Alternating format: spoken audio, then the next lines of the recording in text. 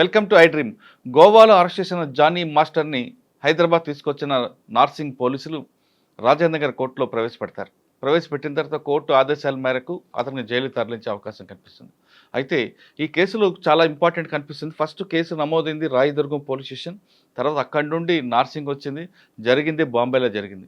ఈ మూడిట్లో కేసు ఉండబట్టే 3 పోలీస్ స్టేషన్ పరిధి ఉంది కాబట్టి ఈ కేసులో ఎక్కడైనా వీకిపోయే అవకాశం ఉందా, ఖచ్చితంగా పోక్సో కేసులో ఎవరు జానీ మాస్టర్ ఉన్నారో ఆయనకు శిక్ష పడాలంటే కేసు ఎలా ఇన్వెస్టిగేషన్ చేయాలి అనే విషయాన్ని మనతో మాట్లాడడానికి హైకోర్టు అడ్వకేట్ శ్రీకాంత్ గారు ఉన్నారు. ఆయన అడిగి మరిన్ని విషయాలు తెలుసుకుందాం. సార్ నమస్తే అండి. సార్, పోక్సో అనగానే ఖచ్చితంగా శిక్ష పడుతుంది అనేది ఒక మ్యాండేటరీ కనిపిస్తుంటుంది. ఇప్పుడు ఈ కేసులో జానీ మాస్టర్ కేసులో పోక్సో సెక్షన్ పెట్టారు, తర్వాత 323 పెట్టారు, 506 అన్నీ కూడా పెట్టుకొచ్చారు.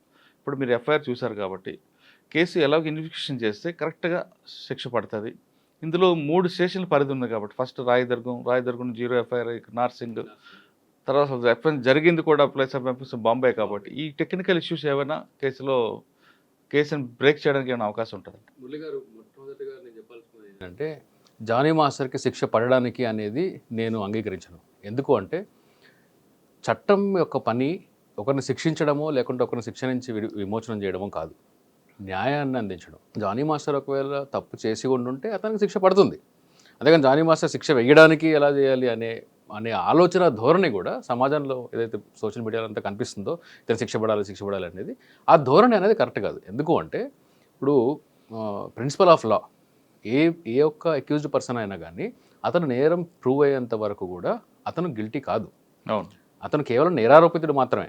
కాబట్టి అతను శిక్ష పడిపోవాలి, శిక్ష పడాలంటే ఏం చేయాలి? సమాజం కోరుకుంటే చాలా కోరుకుంటారు సమాజం. అటువంటి వ్యక్తులు ఈ విధంగా చేయడం వల్ల సినీ పరిశ్రమకు చెడ్డ పేరు వస్తుంది కాబట్టి కఠినంగా శిక్షించాలంటూ అదర్ సైడ్ పక్షం వినకుండా, అందుకనే మనకు రాజ్యాంగం మనకు ఇచ్చిన హక్కు ఏంటి అంటే ప్రతి ఒక్కరికి కూడా ఫెయిర్ ట్రయల్ అనేది ఉంటుంది. ఈ ఫెయిర్ ట్రయల్ అనేది జరగకుండా నువ్వు తప్పు చేసావు అని చెప్పేసి కన్క్లూడ్ చేయడానికి సమాజంకు రైట్ లేదు. సమాజం తన ఒపీనియన్ ఎక్స్ప్రెస్ చేయొచ్చు. ఒకవేళ చేసి ఉంటే ఖచ్చితంగా శిక్షార్హుడు, ఖచ్చితంగా శిక్ష పడాలి. చేసి ఉన్నాడు అనే ప్రిలిమినరీ ఇన్వెస్టిగేషన్ కానీ రివీల్ చేస్తే శిక్ష పడే విధంగా పోలీసు వారు, ప్రాసిక్యూషన్ వారు తగిన చర్యలు తీసుకోవాలి. ప్రాసిక్యూషన్ లేకుండా చూసుకోవాలి. అంతవరకు మాత్రమే స్టేట్ డ్యూటీని చేయాలి. అంతేగాని శిక్ష విధించడము, శిక్ష పడేలా చేయడం అనేది మోటివ్ అవ్వకూడదు. అలాంటి మోటివ్ ఎప్పుడైతే తయారవుతుందో మనం అందరం కూడా, సమాజం కూడా అంటే బ్యాక్వర్డ్ మైండ్ సెట్ మనకు ఉంది అనడానికి అదొక నిదర్శనం. కాబట్టి ఫెయిర్ ట్రయల్ అనేది అందరికీ ఆపర్చునిటీ ఉండాలి. జానీ మాస్టర్ పక్షాన్ని వినాలి, అతను తన డిఫెన్స్ని తను చేసుకోవాలి. ఆ డిఫెన్స్ చేసుకున్న తర్వాత ఒకవేళ ప్రాసిక్యూషన్ వారు కానీ నిరూపించితే అతనికి శిక్ష పడి తీరాలి. ఆ ధోరణిలో మనం ఉండాలి. ఇది నెంబర్ 1. అయితే ఎఫ్ఐఆర్ నేను చూసాను కానీ అందులో పోక్సోకి సంబంధించిన సెక్షన్స్ ఏవి పెట్టలేదు. 376లోనే ఉంది. 376, 323 ఏదో ఉంది, 506 ఉంది. పోక్సో ఇన్వోక్ చేయలేదు. బహుశా పోక్సో ఇన్వోక్ చేయడానికి కారణం కూడా ఎఫ్ఐఆర్లోనే ఉంది. ఇప్పుడు నేను చెప్తే అది మరీ ప్రీమెచ్యూర్ అవుతుంది కాబట్టి ఆ విషయం నేను చెప్పదలుచుకోలేదు. పోక్సోకి అట్రాక్ట్ అయ్యే విధంగా మాత్రం ఆ పర్టికులర్ ఎఫ్ఐఆర్లో ఇంగ్రీడియంట్ అనేది నాకు కూడా కనిపించలేదు. కానీ 2019లోనే 2020లో బాంబాయి తీసుకెళ్ళి తను రేప్ చేశాడంటూ చెప్పింది కాబట్టి అప్పటికి ఆ అమ్మాయి మైనర్ కాబట్టి ఆమె మీద, జానీ మాస్టర్ మీద పోక్సో వస్తుంది. ఖచ్చితంగా మైనర్ బాలిక మీద కానీ ఒకవేళ ఇలాంటి సెక్షువల్ అసాల్ట్ ఏదైనా జరుగుండి ఉంటే అది పోక్సో చట్టాన్ని కంపల్సరీగా అట్రాక్ట్ చేస్తుంది. కానీ ఇప్పుడు ఇందులో చూడాల్సింది ఏంటంటే లాలో కూడా బహుశా ఇలాంటి కేసులు దొరికినప్పుడు మాత్రమే మనకు ఒక కొత్త ఇంటర్ప్రిటేషన్ని, కొత్త చట్టాన్ని ఇవాల్వ్ చేసే మనకు ఆపర్చునిటీ దొరుకుతుంది. అదేంటి అంటే ఒక అమ్మాయి మైనర్గా ఉంది. మైనర్గా ఉన్న అమ్మాయికి, ఫర్ ఎగ్జాంపుల్ మీ ఈజీగా అర్థం కావడానికి చెప్తాను, మైనర్గా ఉన్న అమ్మాయికి హిందూ వివాహ చట్టంలో పెళ్లి చేస్తారు. పెళ్లి చేసిన తర్వాత సబ్సిక్వెంట్లీ అది డిజాల్వ్ అవ్వకుండా సబ్సిక్వెంట్లీ మెజారిటీ తీరిన తర్వాత కూడా తను కానీ మ్యారేజ్ కంటిన్యూ చేస్తే ఇంకా మైనారిటీలో జరిగిన పెళ్లి చెల్లదు అనే గ్రౌండ్ తీసుకోవడానికి వీల్లేదు. అలాగే ఇప్పుడు మైనారిటీలో ఉన్న ఒక అమ్మాయి ఇలాంటి మైనర్గా ఉన్నప్పుడు పెళ్లి పెళ్లి చేసి జరిగింది. అవును. మెజారిటీ రాగానే రీజనబుల్ టైంలో ఇది మైనర్గా ఉన్నప్పుడు జరిగిన పెళ్లి కాబట్టి ఇది చెల్లదు అని చెప్పేసి తన కోర్టును ఆశ్రయిస్తే ఆ పెళ్లి రద్దు అవుతుంది. మ్మ్. కానీ సబ్సిక్వెంట్గా తను కానీ అది కంటిన్యూ చేసి ఒకవేళ ఆ కంటిన్యూషన్ మ్యారేజ్లో ఉండి ఆ తర్వాత ఎప్పటికో వెళ్ళి 4 ఏళ్ళకో 5 ఏళ్ళకో వెళ్ళి నేను మైనర్గా ఉన్నప్పుడు జరిగింది కాబట్టి చెల్లదు అంటే కుదరదు. మ్మ్. నేను మెజారిటీ తీరిన తర్వాత కోహాబిట్ చేసింది కాబట్టి. రైట్. సో ఇలాంటిది ఆ హిందూ వివాహ చట్టంలో ఉంది. ఆ లాజిక్ని ఒకవేళ ఇక్కడ కానీ అప్లై చేస్తే చేయమని నేను చెప్పట్లేదు, జస్ట్ ఒక రీజనబుల్ అప్రిహెన్షన్ని నేను రేజ్ చేస్తున్నా. మైనారిటీలో ఉన్నప్పుడు ఒక అఫెన్స్ జరిగింది, మెజారిటీ తీరింది, 18 ఏళ్ళు వచ్చాయి. ఇప్పుడు ఆ అమ్మాయికి దాదాపు 21-22 సంవత్సరాలు ఉన్నాయి. సో మెజారిటీ తీరింది. ఆ తర్వాత చాలా కాలం ట్రావెల్ కూడా జరిగింది. ఆ జరిగిన తర్వాత తన ద్వారా ఆపర్చునిటీస్ తెచ్చుకుంది. ఆ తర్వాత ఇప్పుడు కన్క్లూజన్ ఆఫ్ ఎఫ్ఐఆర్ చూస్తే కాంట్రడిక్షన్ ఉంది. నాకైతే అలా అనిపించింది. బేర్లీ కంప్లైంట్ చూస్తే మాత్రం నాకు ఇద్దరి పక్షాన్ని అంటే జానీ పక్షాన్ని వినకుండా ఈ యొక్క ఎఫ్ఐఆర్ని బేస్ చేసుకొని ఇదే జరిగిందేమో అనే అపోహకు నేనైతే రావట్లేదు. ఓకే. అయితే ఆ రీజనబుల్ టైం అనేది లేదు కాబట్టి పోక్సో బహుశా అట్రాక్ట్ అవుతుందా లేదా అనేది అందులో ఆ ఎఫ్ఐఆర్లో ఏదైతే ఆ అమ్మాయి రిపోర్ట్ రాసిచ్చిందో, రిటర్న్ కంప్లైంట్ ఇచ్చిందో, హ్యాండ్ రిటర్న్ కంప్లైంట్ అది. ఆ హ్యాండ్ రిటర్న్ కంప్లైంట్లోది ప్రిలిమినరీగా అవుతుంది. ఓకే. అది పోక్సో చట్టాన్ని పెద్దగా అట్రాక్ట్ చేయనట్టే నాకైతే అనిపించింది. సబ్సిక్వెంట్లీ ఏదైనా సెక్షన్ ఆల్టరేషన్ చేసి వేస్తారేమో నాకు తెలియదు. ఓకే. సెక్షన్ ఆల్టరేషన్స్ జరిగితే బహుశా పోక్సోని ఎలా అట్రాక్ట్ చేస్తారో అనేది చూడాలి. సార్ ఫస్ట్ చేసే వీలైతే ఉంది. ఓకే. రాజేంద్ర నగర్లో ఇచ్చారు. ఇచ్చింది కేసు ఏమో అమ్మాయి కంప్లైంట్ ఉండే రెసిడెన్స్ అక్కడ కాదు కాబట్టి దాన్ని 0 ఎఫ్ఐఆర్ కట్టి ట్రాన్స్ఫర్ చేశారు. అవును. ఇక్కడ ఎఫ్ఐఆర్ ఇష్యూ అయింది, ఆయన కోసం పట్టుకున్నారు. అవును. కానీ ఫస్ట్ జరిగిన అఫెన్స్ బాంబే. ఎస్. ఆ టెక్నికల్గా ఏమైనా డిఫెన్స్ వాళ్ళకి ప్లస్ లేదు, అది కాదు, ఈ కేసులో అవ్వదు. ఎందుకు అంటే జనరల్గా ఏంటి అంటే ఇప్పుడు ఈ కొత్త విఎన్ఎస్ఎస్లో ఇది ఒక లాకునా అనే చెప్తాను నేను. 0 ఎఫ్ఐఆర్ అనేది దాని పరిధిని దాటింది అనేది నా ఒపీనియన్. ఇంతకుముందు కూడా నేను డ్రీమ్లో మాట్లాడినప్పుడు నేను ఎక్స్ప్రెస్ చేశాను. అదేంటంటే 0 ఎఫ్ఐఆర్ అనేది ఒక దగ్గర ఎఫ్ఐఆర్ రిజిస్టర్ అయ్యి ట్రాన్స్ఫర్ అవ్వడం వరకు సమంజసంగా ఉంటుంది, కానీ ఇన్వెస్టిగేషన్ చేయడం అనే పరిధిని ఇవ్వడం అనేది కరెక్ట్ కాదు. కానీ ఈ కేసులో అంటే ఇప్పుడు ఎట్లా అంటే ఫర్ ఎగ్జాంపుల్ గుజరాత్ పోలీసులు నా మీద ఎఫ్ఐఆర్ చేసి ఇన్వెస్టిగేషన్ చేసేసి అరెస్ట్ చేసేసి ఓన్లీ ఛార్జ్ షీట్ వేసి ట్రయల్ చేయడానికి మాత్రం హైదరాబాద్కి తీసుకురావచ్చు. అంటే అఫెన్స్ ఇక్కడ జరుగుంటుంది, వాళ్ళు అక్కడ చేయొచ్చు. సో బేసికలీ గుజరాత్ పోలీసులు ఎక్కడికన్నా వెళ్ళి నన్ను అరెస్ట్ చేయొచ్చు. అలాంటి ప్రావిజన్ ఇప్పుడు బిఎన్ఎస్ఎస్లో సెర్చ్ చేయొచ్చు 185, 173 కలిపి చదివితే. సో ఈ ఇమ్మీడియట్గా వాళ్ళ ఇన్వెస్టిగేషన్ కూడా కంప్లీట్ చేసేసి జ్యూరిస్డిక్షనల్ మ్యాజిస్ట్రేట్ గారి దగ్గరికి ట్రయల్ కోసం పంపించాలి. ఈ ప్రొసీజర్ అనేది అంత సెన్సిబుల్ ప్రొసీజర్ కాదనేది నా వ్యక్తిగతమైన ఒపీనియన్. This is number 1. కానీ ఈ కేసుకి అది అప్లికేబుల్ కాదు. ఎందుకు అంటే పార్ట్ ఆఫ్ క్రైమ్ ఇక్కడ కూడా జరిగింది. ఎందుకంటే బాంబేలో జరిగింది, ఇక్కడ జరిగింది, తన ఇంట్లో జరిగింది, హైదరాబాద్లో జరిగింది. కాబట్టి జ్యూరిస్డిక్షన్ అనేది ఇప్పుడు ప్రజెంట్ రాయదుర్గం కాకుండా నార్సింగి పోలీసులకి ఉండే జ్యూరిస్డిక్షన్ డెఫినెట్గా వాళ్ళకి జ్యూరిస్డిక్షన్ ఉంది. పార్ట్ ఆఫ్ క్రైమ్ జరిగింది కాబట్టి అంటే ఒక క్రైమ్కి చైన్ ఆఫ్ ఈవెంట్స్ జరిగినప్పుడు అంటే ఫర్ ఎగ్జాంపుల్ బాంబ్ బ్లాస్ట్ హైదరాబాద్లో జరిగింది, దీని ప్లానింగ్ ముంబైలో జరిగింది, దీని మెటీరియల్ ఢిల్లీలో తీసుకున్నారు, అసలు ప్లానింగ్ కాశ్మీర్లో జరిగి ఉంటుంది. సో ఇప్పుడు ఈ 4 ప్రాసెస్లో కూడా జ్యూరిస్డిక్షన్ ఉంది, ఎక్కడన్నా చేయొచ్చు. అలాగే ఇది కూడా ఒక పార్ట్ ఆఫ్ క్రైమ్ బహుశా 376 వరకు మీకు బాంబేలో జరిగింది, తర్వాత అసాల్ట్ వచ్చేసి హైదరాబాద్లో జరిగింది, ఇంటికి వెళ్ళి స్కూటీని తగలబెట్టాడు, అక్కడికి వెళ్ళి గొడవ చేశాడు అనేది వాళ్ళ ఇంట్లో నార్సింగి అండర్లో జరిగింది. సో ఒక పార్ట్ ఆఫ్ క్రైమ్ ఉంది, సేమ్ క్రైమ్ కానప్పటికీ ఒక కాజ్ ఆఫ్ యాక్షన్ ఉంది కాబట్టి చెయ్యొచ్చు. మేజర్గా కాగ్నిజబుల్ అఫెన్స్ ఉండేది బాంబేలో కాబట్టి బాంబేలో ఇన్వెస్టిగేట్ చేయాలా అనేది బహుశా ఇప్పుడు పోలీసు వాళ్ళు దానికి అది కొత్త చట్టంలో అయితే న్యూ క్వశ్చన్ ఆఫ్ లానే అది. అంటే ఒక కాగ్నిజబుల్ అఫెన్స్ ఉంది, నాన్ కాగ్నిజబుల్ అఫెన్స్ ఉంటుంది, ఇంకోటి 323 కాగ్నిజబుల్ అయినప్పటికీ ఈ మూడిట్లో మోర్ సీరియస్ అఫెన్స్ అనేది అక్కడ ఉంది కాబట్టి అక్కడ ఇన్వెస్టిగేట్ చేస్తారా లేకుంటే వీళ్ళు అక్కడికి వెళ్ళి ఇన్వెస్టిగేట్ చేయొచ్చు. చట్టంలో అయితే వీళ్ళే అక్కడ ఇన్వెస్టిగేట్ చేయడానికి కూడా వీళ్ళకి రైట్ ఉంది. కాబట్టి జ్యూరిస్డిక్షన్ ఆస్పెక్ట్ మీద ఈ కేసు వీక్ అవుతుంది అని మాత్రం నేను అనుకోవట్లేదు. ఓకే. ఇప్పుడు నార్సింగ్ పోలీసులు చేస్తారండి. ఎస్. అంటే అక్కడ ఒక టీం పంపించి ఎవిడెన్స్ అక్కడ స్టేట్మెంట్ చేయొచ్చు. సార్ ఎప్పుడో 4 సంవత్సరాల క్రితం జరిగిన ఇష్యూ ఇది, ఇప్పుడు ఏం దొరుకుతుందండి వాళ్ళకి? సో ఇందులో సైంటిఫిక్ ఎవిడెన్స్లు అట్లాంటివి ఏం జరగదండి. బహుశా నాకు అంటే ఐ విట్నెస్లు ఎవరన్నా వచ్చి టెస్టిఫై చేస్తే తప్ప పెద్దగా ఈ కేసులో జానీ మాస్టర్కి శిక్ష పడుతుందని కూడా నేను అనుకోవట్లేదు. ఓకే. ఇప్పుడు పోక్సోలో ఏంటి అంటే, పోక్సో చట్టంలో విక్టిమ్ యొక్క సోల్ టెస్టిమనీ సరిపోతుంది. కానీ అలా 376 రెగ్యులర్ 376లో అలా కాదు. సోల్ టెస్టిమనీ, ఆ అమ్మాయిది 4 గోడల మధ్యలో జరిగిన దానికి ప్రూఫ్ ఎక్కడి నుంచి చేస్తారు? ఆ అమ్మాయి టెస్టిఫై చేసే విధానంలో ట్రయల్లో కానీ, అంటే నేను ట్యూటర్ చేసినట్టు అవుతుంది, ట్రయల్లో కానీ ఒకవేళ లాని సాటిస్ఫై చేయగలిగితే డెఫినెట్గా జానీ మాస్టర్ శిక్ష పడే అవకాశం ఉంది. ఓకే. ఇంకోటి, ఈరోజు జానీ మాస్టర్ని కోర్టు ముందు ప్రవేశపెడతారు. సందర్భం వచ్చింది కాబట్టి చెప్తాను నేను, మురళి గారు. ఒక సుప్రీంకోర్టు ఇప్పుడు ప్రజెంట్ ఉన్న జస్టిస్ చంద్రచూడ్ గారు, చీఫ్ జస్టిస్, అంతకు ముందున్న మంచి మంచి జడ్జిమెంట్స్లో కూడా, మంచి కాన్స్టిట్యూషనల్ జడ్జిమెంట్స్లో కూడా ఒక లాజిక్ అనేది సుప్రీంకోర్టు ఇవ్వడం జరిగింది. అదేంటంటే, మ్యాజిస్ట్రేట్కి పోలీసులకి, అంటే పోలీసులకు అరెస్ట్ చేసే రైట్ ఉంది, మ్యాజిస్ట్రేట్లకి రిమాండ్కి పంపించే రైట్ ఉంది. ఇది పవర్, కానీ నెసెసిటీ ఉందా లేదా అనేది చూడాలి. అంటే ఎంత పెద్ద రిజెక్ట్ చేసే అవకాశం కూడా మేజిస్ట్రేట్కి ఉంది. ఎస్, అంటే యాక్చువల్గా రిజిస్టర్ చేసే అవకాశం పక్కన పెడితే అసలు రిమాండ్కి పంపించే అవసరం ఉందా లేదా అనే స్క్రూటినీ అనేది జరిగి తీరాలి. అది జానీ మాస్టర్ అని చెప్పట్లేదు, ఎవరికైనా, ఏ కేసు అయినా కానీ. ఎందుకంటే ఇప్పుడు ఒక కేసులో ఒక క్రైమ్ చేసిన వ్యక్తి, అక్యూజ్డ్ పర్సన్ నిజంగానే క్రైమ్ చేసి ఉండొచ్చు నాకు, అలాంటి వాటిల్లో పంపించాలి. ఒకవేళ చేయకపోతే ఏంటి అనే పరిస్థితి ఉన్నప్పుడు అక్కడే మ్యాజిస్ట్రేట్ మైండ్ అప్లై చేయాలి. మెకానికల్గా ఇప్పుడు ఎట్లా అయిపోయిందంటే మ్యాజిస్ట్రేట్లు కూడా చాలా మెకానికల్గా, అదే కాపీ పేస్ట్ చూస్తున్నారు. రీసెంట్గా మన జస్టిస్ రాధారాణి గారు కన్విక్షన్ ఇచ్చారు మెకానికల్ రిమాండ్ పంపించినందుకు. కాబట్టి మెకానికల్ రిమాండ్ చేయకూడదు.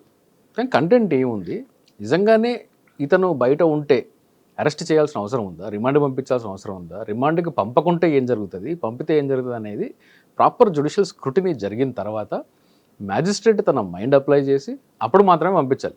మెకానికల్ నేను పంపించేస్తానంటే కుదరదు. అది చాలామంది మ్యాజిస్ట్రేట్లు చేస్తున్నారు. అది నాకైతే అసలు వాళ్ళు మైండ్ అప్లై చేస్తున్నట్టు అనిపించదు, చాలా కేసులు అనిపించదు. ఓకే. అలాగే ఈ 41A CRPC మనకు పాత చట్టంలో ఉంది కదా, ఇప్పుడు 35 BNS, అందులో కూడా కొత్త చట్టాలు తీసుకొని వచ్చినప్పుడు ఒక కొత్త చేంజ్ చేసే అవకాశం మనకు ఉంది. లాస్ట్ టైం నేను చెప్పాను. అదేంటి అంటే, పోలీసు వారికి రీజనబుల్ గ్రౌండ్ కాదు కావాల్సింది అరెస్ట్కి, రీజనబుల్ సస్పిషన్, రీజనబుల్ రిపోర్ట్ ఉండాలి, అంటే కంప్లైంట్ వాడుక భాషలో, రీజనబుల్ సస్పిషన్ ఉండాలి. అంటే ఇన్వెస్టిగేషన్ ఆఫీసర్ నాకు అనుమానం ఉంది అంటే ఎవరైనా అరెస్ట్ చేయొచ్చు, అది కుదరదు. There shall be reasonable ground. రెండుకి తేడా ఉంది. Reasonable ground for arrest, reasonable suspicion for arrest. ఇప్పుడుండే లాలో లాంగ్వేజ్ ఏంటి అంటే రీజనబుల్ సస్పిషన్. అంతకుముందు 41Aలో కూడా అదే ఉంది, రీజనబుల్ సస్పిషన్ ఉంటే అరెస్ట్ చేయొచ్చు అని. ఇప్పుడు కూడా 35లో అదే ఉంది, రీజనబుల్ సస్పిషన్ ఉంటే అరెస్ట్ చేయొచ్చు అని. అంటే ఒకరి అనుమానం మీద నా ఫండమెంటల్ రైట్స్ని కాదని చెప్పి నన్ను జైల్లో పెట్టచ్చు. ఇది అంత మెచ్యూర్డ్ లా కాదు ఇది. ప్రపంచంలో ఎక్కడ కూడా రీజనబుల్ సస్పిషన్ మీద ఎవడ అరెస్టులు చేయడు. పోలీస్ కస్టడీలు గ్రాంట్ చేయరు, ఇండియాలోనే ఉంది ఇది. కాబట్టి అది అంత సెన్సిబుల్ ప్రొసీజర్ కాదు సార్. చాలామంది ఇప్పుడు 4 సంవత్సరాల క్రితం జరిగిన ఇష్యూని ఇంతకాలం గ్యాప్ ఇచ్చి ఇప్పుడు ఎందుకు తెర మీద తీసుకొచ్చారు అని ఒక విషయం తీసుకొచ్చారు తెర మీదకి. ఈ పాయింట్ ఏమైనా కేసులో ఏమైనా వీకే అవకాశం ఉంటుంది. ఎందుకంటే డిలే ఇన్ FIR అనేది అది అక్యూజ్డ్కి జనరల్గా ఫేవర్ చేస్తుంది. కానీ డిలేకి రీజనబుల్ కాజ్, రీజనబుల్ గ్రౌండ్స్ చూపించగలిగితే అది అక్యూజ్డ్కి ఫేవర్ అవ్వకపోవచ్చు. కానీ ఈ కేసులో నేను చూసేది ఏంటి అంటే, బికాజ్ ఆఫ్ చాలా సోషల్ మీడియాలో నేను చాలా చూశాను, సోషల్ మీడియా వేరే వాళ్ళలో కాదు, వీళ్ళిద్దరి మధ్యలో జరిగిన అంత సజెస్టివ్గా నాకు అనిపించలేదు. డిలేని సాటిస్ఫై చేయలేకపోవచ్చేమో. కానీ ఒకవేళ జానీ మాస్టర్ అయినా ఏ పెద్ద స్టార్ అయినా కానీ తప్పు చేసి ఉండుంటే, సెక్షువల్ హెరాస్మెంట్ చేసి ఉండుంటే ఖచ్చితంగా జైలుకి వెళ్ళాలి, శిక్ష పడాలి. ఒకవేళ పోలీసు వారు కానీ, నా రిక్వెస్ట్ ఏంటి అంటే, పోలీసు వారికి ఇన్వెస్టిగేషన్లో ఒకవేళ ఇతను నిజంగానే ఇలాంటిది చేశాడు అనేదానికి వాళ్ళు నమ్మడానికి కానీ గ్రౌండ్స్ దొరికితే, మెటీరియల్ దొరికితే ఖచ్చితంగా ప్రాసిక్యూషన్ లేకుండా శిక్ష పడేలా చేయాలి. ఇలాంటి కేసులో శిక్ష పడితే చాలామందికి ఒక మంచి స్ట్రాంగ్ మెసేజ్ అవుతుంది. అట్ ది సేమ్ టైం ఒకవేళ ఏమీ చేయలేదు, మనకు ఇంక్రిమేటింగ్ మెటీరియల్ దొరకట్లేదు అని అనుకుంటే పొలిటికల్ ప్రెజర్స్కి సోషల్ ప్రెషర్కి వాళ్ళు లొంగిపోయి ఏదో చేయాలి అని చెప్పి మెకానికల్గా ఛార్జ్ షీట్ ఫైల్ చేసి ట్రయల్కి పంపిస్తే మాత్రం అది పోలీసు వారు చేసిన తప్పు అవుతుంది. ఒకవేళ ఇప్పుడు 4 సంవత్సరాల వరకు చేశారు కాబట్టి కంప్లైంట్ అవ్వడం ఏదో మిస్టేక్ ఉండొచ్చు, అంటే అప్పుడు భయపడో చెప్పకపోవచ్చు, లేదా ఈయన ఇంకేదో చేసి ప్రలోభాలకి బెండ్ అయి ఉండొచ్చు. ఇప్పుడు ఆమె ముందుకు వచ్చారు. ఇప్పుడు మీరు చెప్తున్నట్లు ల్యాక్ కనిపిస్తుంది. అవి దాన్ని ఓవర్కమ్ చేయాలంటే దానికి రెమెడీ ఏముందండి? అంటే దానికి రెమెడీ మనం డిస్కస్ చేయడం అంత సమంజసం కాదు మురళి గారు. అంటే అమ్మాయి న్యాయం చేసినట్టు అవుతుంది కదా. ప్రాసిక్యూషన్లో చాలా మంది నేను చెప్తున్నాను ముందే, అమ్మాయికి న్యాయం చేయడమా జానీని శిక్షించడమా అనేది చట్టం యొక్క పరిధి కాదు, చట్టం ఉద్దేశం అది కాదు, నా ఉద్దేశం కూడా అది కాదు. నిజంగా తప్పు జరిగి ఉంటే శిక్షించబడాలి, తప్పు జరగకుండా ఉంటే దానికి ఒకవేళ ఫాల్స్ కేసులో కానీ ఫ్రేమ్ చేస్తున్నట్టు కానీ బయటపడితే దానికి తగ్గట్టు శిక్షలు కూడా ఉండాలి. సో మనము we are in not business of justice as a lawyer, business of law. మేము చట్టాన్ని మాత్రమే గౌరవించాలి, చట్టాన్ని ఇంప్లిమెంట్ చేయాలి, చట్ట పరిధిలో ట్రయల్స్ చేయాలి. అంతేగాని దీనిలో న్యాయం ఏంటి అని చూస్తే చాలాసార్లు న్యాయం వెనకాల పోయి చట్టాన్ని వైలేట్ చేస్తాము, చట్టం వెనకాల పోయి న్యాయాన్ని వైలేట్ చేస్తాం. అంటే బ్యాలెన్స్డ్గా అప్లికేషన్ ఆఫ్ మైండ్తో వెళ్ళాలి. ఇంకా ఈ కేసులో 354D ఉంది.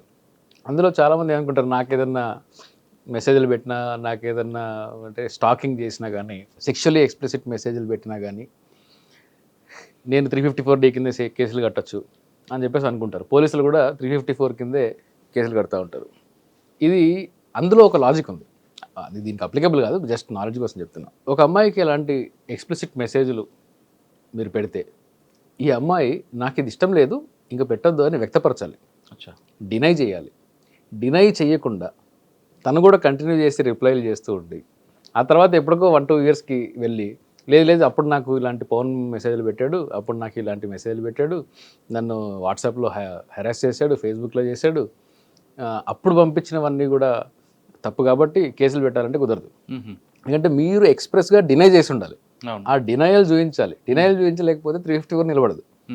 At the same time sexually మెసేజ్లు పంపడము, సెక్షువల్ అడ్వాన్సెస్ చేయడం అనేది స్టాకింగ్ కాదు. కేవలం తనతో ఒక కాంటాక్ట్ ఎస్టాబ్లిష్ చేసి ఆ కాంటాక్ట్ని కంటిన్యూ చేయడానికి చేసే అటెంప్ట్ మాత్రమే 354లోకి వస్తుంది. సో ఇవి కన్ఫ్యూజన్స్ ఉండేవి. రేపొద్దున ట్రయల్ స్టేజ్లో ఈ ట్రయల్ ఎలా చేస్తారో నాకు తెలియదు, ఆర్గ్యుమెంట్ లెవెల్కి వచ్చినప్పుడు ఇలాంటి లీగల్ గ్రౌండ్స్ తీసుకుంటే బేస్డ్ ఆన్ ఎఫ్ఐఆర్ మాత్రం జానీకి శిక్ష పడే ఛాన్సెస్ తక్కువ ఉన్నాయి. కానీ ప్రాసిక్యూషన్ వారు కానీ లాక్యునాస్ లేకుండా ఇన్వెస్టిగేషన్ ఛార్జ్ షీట్ కానీ వేయగలిగితే శిక్ష పడే అవకాశాలు పెరుగుతాయి. సినిమా వాళ్ళు అనగానే ఫస్ట్లో బాగానే మాట్లాడుకుంటారు, ఫ్రెండ్షిప్ అంటారు, రకరకాలు చూస్తుంటాం. కొంతమంది వాళ్ళ దగ్గర క్లోజ్గా మూవ్ అయ్యి ఫొటోస్ ఉంటాయి, అమ్మాయి ఆయన దగ్గరికి వెళ్ళడం, అవును, ఆయన ఒళ్ళో కూర్చొని ఫోటోలు, ఇవన్నీ కూడా సోషల్ మీడియాలో మనం చాలా చూస్తుంటాం. సినిమా వాళ్ళకి అది అలవాటే అని వదిలిపెడతాం.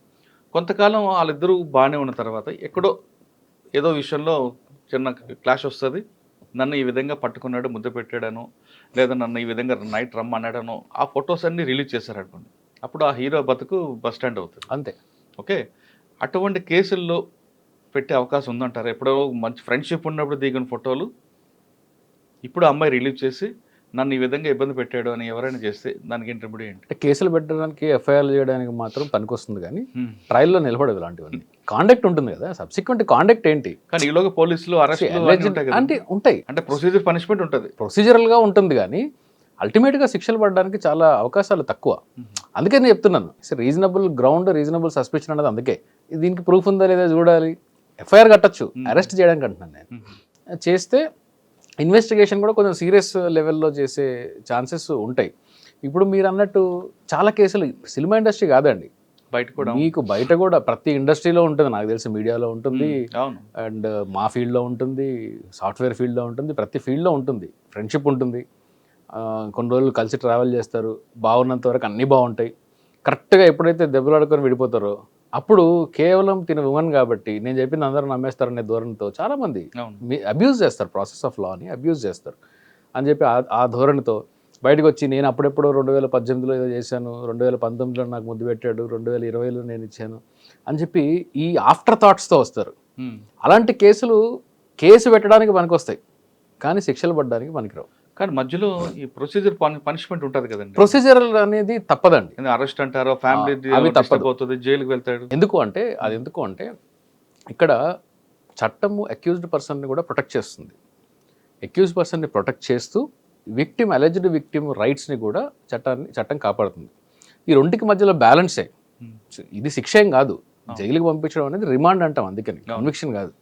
So only judicial remand. Court పరిధిలో కోర్టు డైరెక్ట్గా పర్యవేక్షణ ఉండే, జైలు డిపార్ట్మెంట్ పోలీస్ డిపార్ట్మెంట్ కాదు. ఈ పోలీసులకు జైల్లో ఏం అథారిటీ ఉండదు. రిమాండ్కి పంపించారు అంటే పోలీసు వాళ్ళు కస్టడీ కావాలంటే పిటిషన్ వేసి కోర్టుని సాటిస్ఫై చేసి అదర్ సైడ్ ఆప్షన్ ఇచ్చి ఛాన్స్ ఇచ్చి ఆర్గ్యుమెంట్కి ఛాన్స్ ఇచ్చి ఒకవేళ అప్పటికి కస్టడీ అవసరం అనుకుంటే ఇస్తారు. సో పోలీస్ రిమాండ్ అనేది శిక్ష కాదు. కానీ ఎఫ్ఐఆర్ అయిన దగ్గర నుండి మీరు చెప్తున్న రిమాండ్ వరకు, బెయిల్ వచ్చే వరకు, అది కండిషన్ బెయిల్ అవ్వచ్చు లేదంటే ఇంకేదో బెయిల్ వచ్చే వరకు ఈలోగా మీడియాలో స్టోరీలు డ్యామేజ్ అవుతుంది. ఇవంతా కూడా వాళ్ళకి డ్యామేజ్ అవుతుంది కదా. డ్యామేజ్ అవుతుంది. అందుకని ఇప్పుడు 211 ఉంది ఐపీసీలో, దాని కరస్పాండెంట్ సెక్షన్ ఏదో బిఎన్ఎస్లో ఉంటుంది, నాకు నంబర్ గుర్తులేదు. 211 ఐపీసీ ఉంది. అందులో ఎవరైనా ఒక అవతల ఒక వ్యక్తిని ఫ్రేమ్ చేసి అతని మీద ఫాల్స్ క్రిమినల్ కంప్లైంట్స్ ఇచ్చి అతనికి శిక్ష పడేలాగా చేయాలని చెప్పి కుట్ర పన్నితే వాళ్ళకు కూడా సేమ్ అలాంటి శిక్షలే అప్లికబుల్ అవుతాయి 211 కింద. అంటే ఫర్ ఎగ్జాంపుల్ ఒక విక్టిమ్ వచ్చి పలానా వ్యక్తి నన్ను ఏదో చేశాడు, ఇతని మీద చర్యలు తీసుకోండి అన్నప్పుడు ఎఫ్ఐఆర్ అవుతుంది, ఇన్వెస్టిగేషన్ అవుతుంది.